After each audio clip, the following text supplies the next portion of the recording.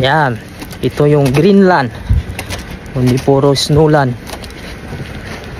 Tingnan nyo yung mga snow, para siyang mga tutubi.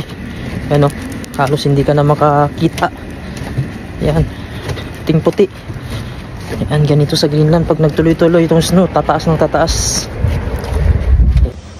Ayan, grabe, sobrang lakas ng snow. Taas na dito sa daanan namin, oh.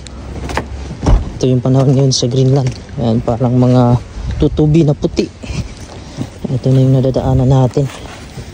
Medyo tumataas na. Ayan, oras natin dito ay alas 12 ng tanghali, pero wala pa ring araw. Tingnan nyo ang taas ng bubong namin, oh. May tusok-tusok na siya. Pag tumagal, malaki yan. Ayan. So ayan, dito na sa baba, lakas ng hangin.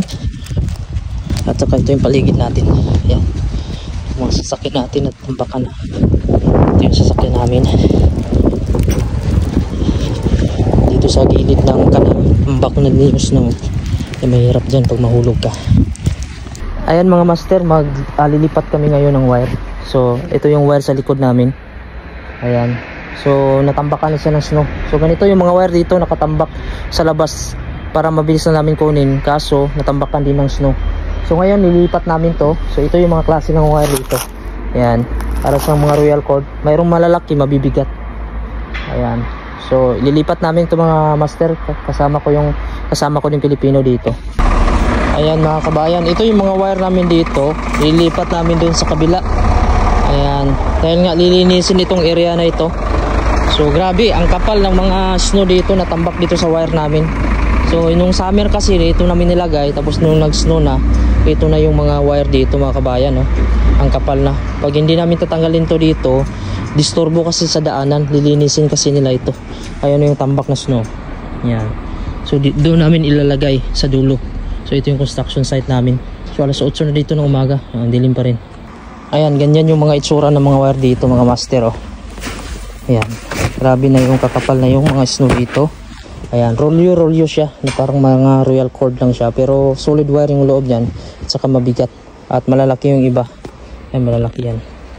So mayroong maliit, 2.5, 1.5, mayroong namang 8.0, depende kung ano yung susuplayan mo. Ayan. Ayan, dito namin itatambak mga master, oh. Grabe na yung snow dito. So galing doon, ayan, yung kasama ko na Pilipino. Hahakutin namin yan. Ilipat namin papunta dito. Ayan, tambak na yung snow dito. So ito yung construction site, napakalamig. Ayan, so itutuloy na muna namin to mga master. Ayan, ito pa yung hahakutin namin. Kuya ako, uy, drive, oh. Ayan, yung wire na yan, parang mga royal cord siya, pero ang bibigat kasi sobrang haba na, 500 meters yung buo niyan. Ayan, ayan, parang mga cake na yung mga wire dito, oh.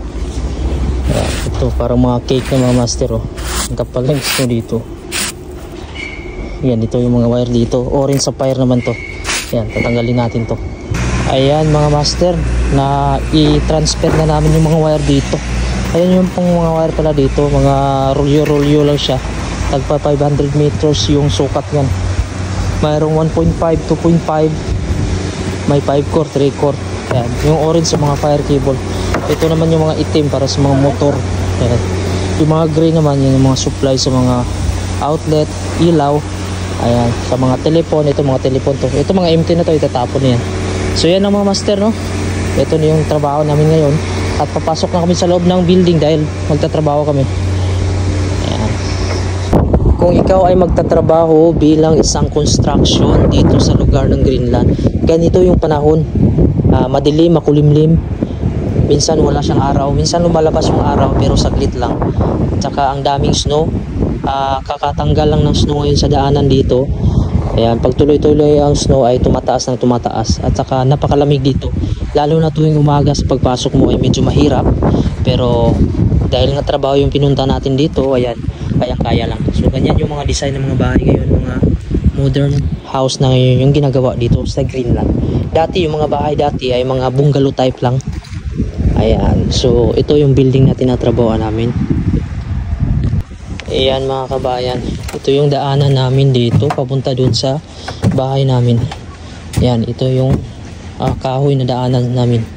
Ayan yung highway dyan kung saan nagpa-parking kami, yung parking area namin. Pag umakyat kami, ito yung madadaanan namin. Paakyat talaga mga kabayan. Metal itong naapakan, pero yung pundasyon nito ay kahoy. Ayan. So itong kahoy na to ay talagang napakakunat. Habang tumatagal siya ay kumukunat. Hindi naman kasi ito naiinitan itong lugar na to, kaya yung kahoy dito ay nakunat siya na makunat. So yan, tingnan nyo sa taas, oh. May mga tusok-tusok na sa mga kabayan, oh. Yung mahaba, oh.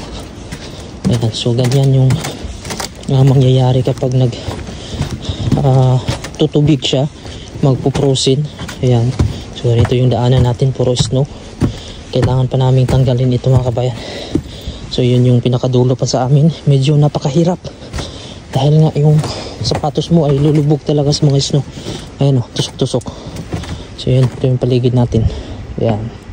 So dun yung babaan pa namin layo.